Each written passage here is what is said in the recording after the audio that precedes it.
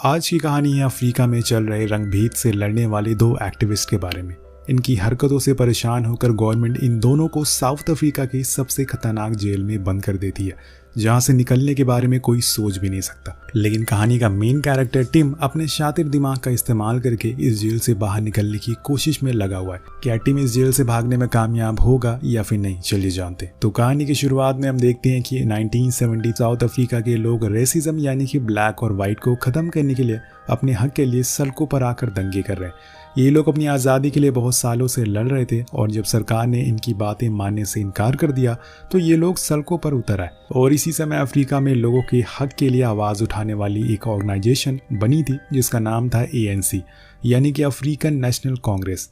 इस ऑर्गेनाइजेशन के साथ काम करने वाले दो एक्टिव जेंकिन और स्टीफन ली ने आंदोलन शुरू करने के लिए पैम्फलेट बांटना चालू कर दिया, लेकिन कोई भी इनकी बातों को सुनने के लिए तैयार नहीं था और इसीलिए इन्होंने लोगों तक अपने पैम्फलेट पहुंचाने के लिए एक अनोखे आइडिया का इस्तेमाल किया। ये शहर की अलग अलग जगहों पर पैम्फलेट को बैग में भर कर रख देते थे और इन पैम्फलेट के नीचे एक बॉम्ब मशीन को टाइमर सेट कर देते थे। बैग रखने के बाद स्टीफन टिम को यहाँ से निकलने के लिए कहता है, लेकिन टिम ये तमाशा देखना चाहता है, वो भी अपनी आंखों से, इसलिए वो वहीं रुकता है। अब बॉम्ब के फटने पर पैम्फलेट हवा में उड़ने लगते हैं और सभी लोग इन्हें पढ़ने लग जाते हैं। काम खत्म होने के बाद टिम और स्टीफन जाने वाले थे, लेकिन इससे पहले कि इन्हें अरेस्ट कर लिया जाता है क्योंकि इन्होंने जो पैम्फलेट बांटी थे उनमें सरकार के खिलाफ आंदोलन शुरू करने की बात लिखी हुई थी, जो कि गैर कानूनी है। गिरफ्तारी के बाद पता चलने पर टिम की गर्लफ्रेंड पुलिस स्टेशन में आती है और उसके जूते में छुपके से कुछ पैसे छुपा देती है ताकि वो उसके काम आ सके। टिम जल्दी से बाथरूम में आता है और वो उन पैसों को डालता है सिगरेट के बॉक्स में और इस बॉक्स को अपने पिछवाड़े में डाल देता है ताकि तलाशी लेने पर पुलिस को कुछ भी ना मिले। इसके बाद दोनों को कोर्ट में जज के सामने पेश किया जाता है तो सारे सबूत इनके खिलाफ मिलते हैं।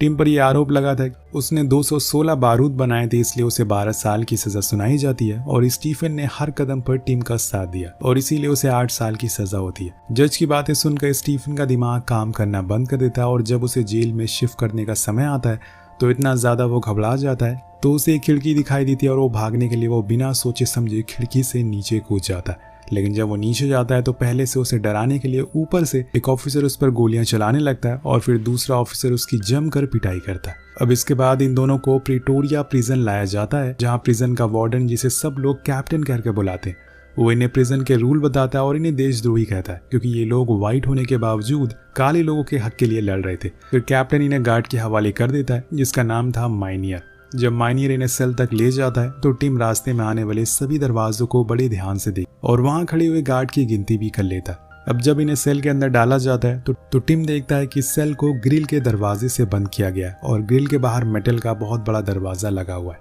जाने से पहले माइनियर इन्हें दोबारा रूल बताता है और कहता है कि अपने सेल को हमेशा साफ रखना क्योंकि जरा सी भी गंदगी मिलने पर तुम्हें सजा दी जा सकती है। अब सेल के अंदर जाने के बाद ये दोनों दीवार को नॉक करके एक दूसरे से कम्युनिकेट करते हैं। वह अगले दिन यानी कि जेल में अपने पहले दिन पर उनको ब्रेकफास्ट के समय पता चलता है कि कैदियों की ब्लू और ग्रे यूनिफॉर्म के बीच में क्या डिफरेंस है। जिन कैदियों ने ब्लू यूनिफॉर्म पहनी हुई थी उन्होंने खून जैसे बड़े क्राइम किए थे और उन्हें उम्र कैद की सजा मिली हुई थी। वहीं जिन लोगों ने ग्रे यूनिफॉर्म पहनी थी वो सभी पॉलिटिकल एक्टिविस्ट होते हैं जिन्हें 5 से 20 साल तक सजा मिली हुई थी। ब्रेकफास्ट के समय इन दोनों को डैनियल नाम का बहुत बड़ा पॉलिटिकल एक्टिविस्ट मिलता है। टिम उसे अपनी और स्टीफन की सजा के बारे में बताता है, लेकिन वो कहता है कि वो इतने समय तक यहाँ नहीं टिकने वाला। इसके बाद अगली सुबह डैनियल रनिंग करते वक्त इन दोनों से दोबारा मिलता है तो वो इन्हें बताता है कि अगर तुम दीवार को पार करके भागना चाहते हो तो इसके बारे में सोचना भी मत क्योंकि यहाँ की दीवार 20 फीट ऊंची है और ऊपर सिक्योरिटी गार्ड के साथ स्नाइपर भी तैनात है, इसलिए यहाँ से भाग पाना लगभग इम्पॉसिबल है। डैनियल उन्हें ये भी बताता है कि यहाँ से सुरंग बनाकर निकलना भी नामुमकिन है क्योंकि ये जेल इतना बड़ा है कि सुरंग खोद कर बाहर जाने में कई साल लग जाएंगे। अब इन तीनों की बातें सुनकर डैनियल के जात लियोनार्ड नाम का एक फ्रेंच कैदी इनके पास आता है। वो इन्हें बताता है कि तुम्हें कभी भी डैनियल की बात नहीं सुननी चाहिए क्योंकि वो यहाँ आने वाले उन लोगों को हमेशा डिमोटिवेट करता है जो यहाँ से भागना चाहते हैं। वो कहता है कि अगर तुम यहाँ से भागने का प्लान बना रहे हो तो मैं इस प्लान में तुम्हारा साथ दूंगा, इसके बदले में तुम्हें जो भी मदद चाहिए वो मैं दे सकता हूँ। इस तरह से ये तीनों एक टीम बन जाते हैं और तभी कैप्टन इन्हें बात करते हुआ देख लेता है और उसे इन पर शक होता है कि आने वाले समय पर कुछ जरूर गड़बड़ करने वाले। खैर सेल में जाने के बाद टिम सबसे पहले अपने पिछवाड़े से सिगरेट बॉक्स में रखे हुए पैकेट को निकालता है क्योंकि डैनियल ने उसे बताया था कि ज्यादा दिनों तक बॉक्स पीछे रखने से इन्फेक्शन हो सकता है। अब टिम रात भर दरवाजे के लॉक को देखकर सोचता रहता है कि इसे कैसे खोला जाए। इसी तरह से 23 दिनों तक सोचने के बाद रात को उसके दिमाग में एक आइडिया आता है कि अगर वो जेल के सभी दरवाजों की डुप्लीकेट चाबी बना ले तो वो आसानी से यहाँ से भाग सकता। अगले दिन नहाते समय टिम अपने दोनों साथियों को बताता है कि वो लकड़ी की चाबी बनाकर दरवाजे को खोलेंगे, लेकिन लियोनार्ड उसकी बातों को सीरियस नहीं लेता क्योंकि वो बताता है कि यहाँ बहुत सारे दरवाजे हैं और इनकी चाबियां बनाने में इतनी सारी लकड़ी का मिलना मुश्किल है। लेकिन स्टीफन बताता है कि हमें वर्कशॉप से लकड़ियों का जुगाड़ हो सकता है। अब जैसे जैसे दिन बीतने लगते हैं वैसे ही मौके मिलने पर टिम सिक्योरिटी गार्ड के पास चाबी देख कर हर रात उसकी ड्राइंग बना लेता है और इसी तरह से 74 दिन तक चाबियों को ऑब्जर्व करने के बाद फाइनली उसकी ड्राइंग बनकर तैयार हो जाती है। तो वो वर्कशॉप में छोटी छोटी लकड़ियों लेकर चाबी बनाने में लग जाता है। तभी बेल रिंग होने लगती है, जिसका मतलब था कि वर्कशॉप पर शिफ्ट बदलने वाली है।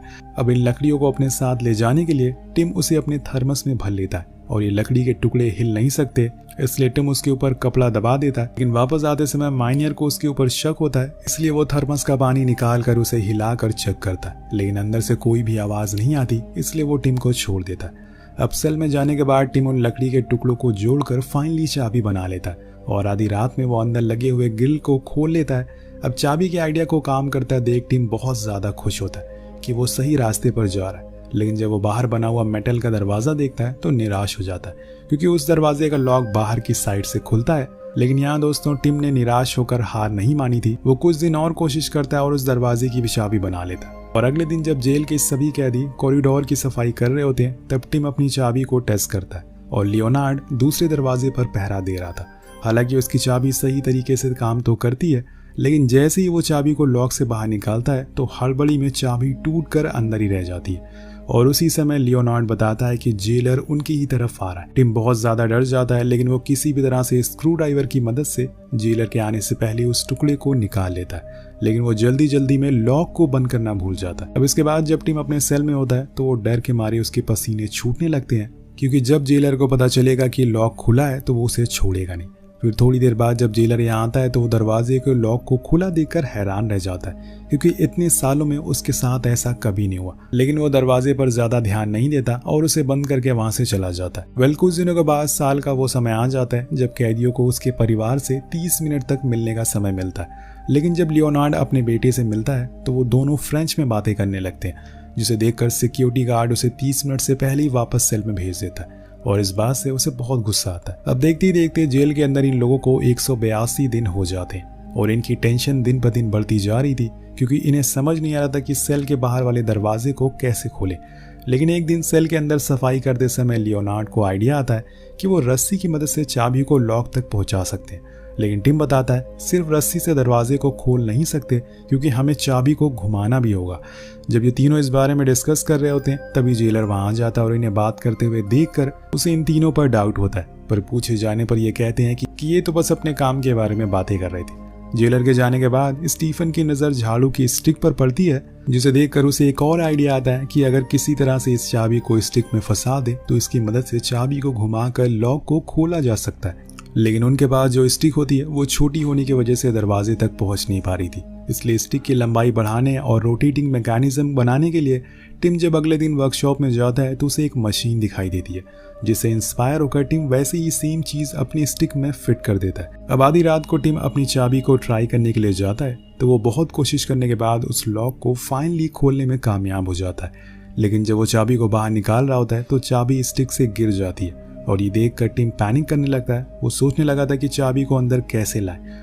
कुछ देर तक सोचने पर टिम को आइडिया आता है कि वो एक च्युइंगम को चबाकर झाड़ू की स्टिक में आगे लगा देता है और उस स्टिक की मदद से चाबी को अंदर खींच लेता है। अगली सुबह जब टिम ब्रेकफास्ट करने के लिए जाता है तो वो कल रात का इंसिडेंट के बारे में अपने दोस्तों को बताता है और ये सारी चीजें बताते हुए उसके हाथ अभी तक कांप रहे थे। चाबी के काम करने की बात सुनकर वो दोनों भी बहुत खुश हो जाते हैं। अब टिम अपने पास इन चाबियों को नहीं रख सकता क्योंकि अगर वो पकड़ा गया तो उसकी सजा और बढ़ा दी जाएगी और उसे ये काम फिर से शुरू करना पड़ सकता है। इसलिए वो जब गार्डन में काम कर रहा होता है तो स्टीफन उसे चाबियों से भरा जार पकड़ा देता है, जिसे टिम मिट्टी के अंदर दफना देता है। लेकिन ज्यादा देर तक इन दोनों को साथ में बातें करता देखकर जेलर को इन पर फिर से शक हो जाता है और वो पास आकर पूछता है, लेकिन टिम सारी बातें घुमा देता है। अब जेलर के जाने के बाद डैनियल टिम को कहता है कि तुम लोग मेरे मना करने के बावजूद भी यहाँ से भागने की प्लानिंग में लगे हुए, लेकिन अगर इस काम में तुम मुसीबत में पड़ जाओ तो मुझे याद कर लेना, मैं तुम्हारी मदद जरूर करूंगा। अब दोस्तों हर रात को टिम सेल के दोनों दरवाजों को खोलकर आगे के दरवाजे को लॉक देखने जाता था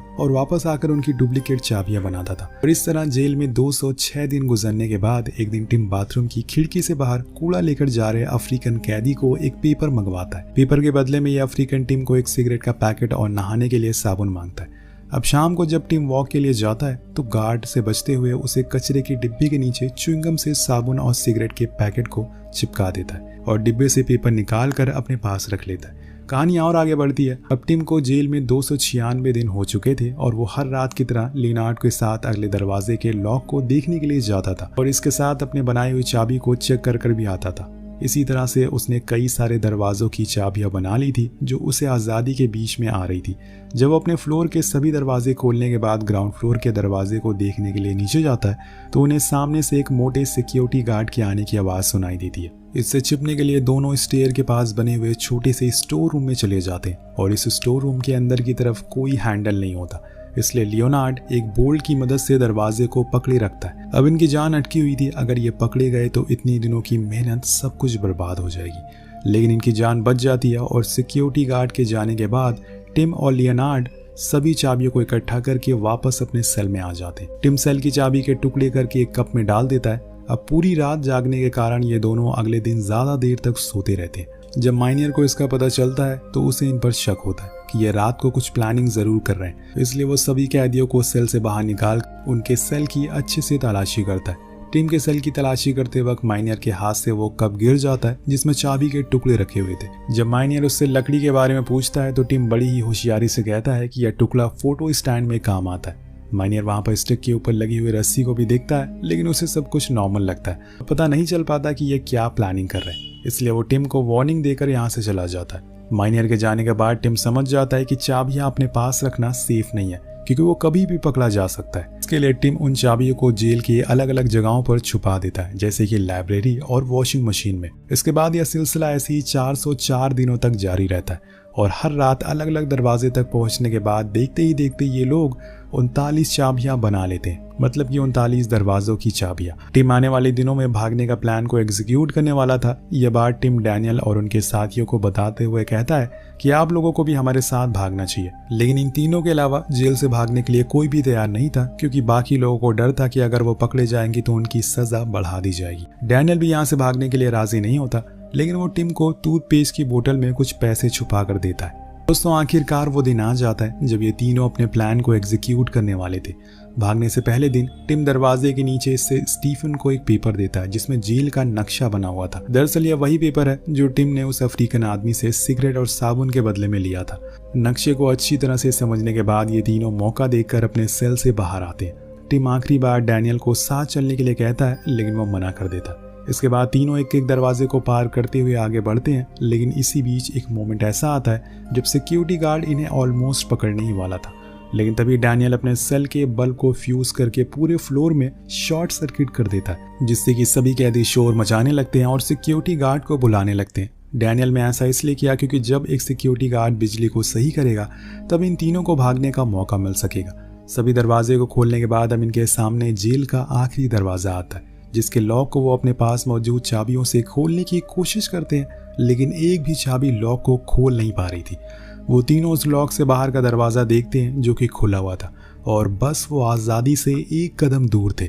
अब दरवाज़ा ना खुलने की वजह से टिम वापस सेल में जाने के लिए कहता है क्योंकि दरवाज़ा नहीं खुल रहा था, क्योंकि बहुत कोशिश के बाद भी दरवाज़ा खुल नहीं रहा था। लेकिन लियोनार्ड इतनी महीनों की मेहनत बर्बाद नहीं करना चाहता और इसलिए वो गुस्से में स्क्रू ड्राइवर से लॉक को तोड़कर दरवाजे को खोल देता है।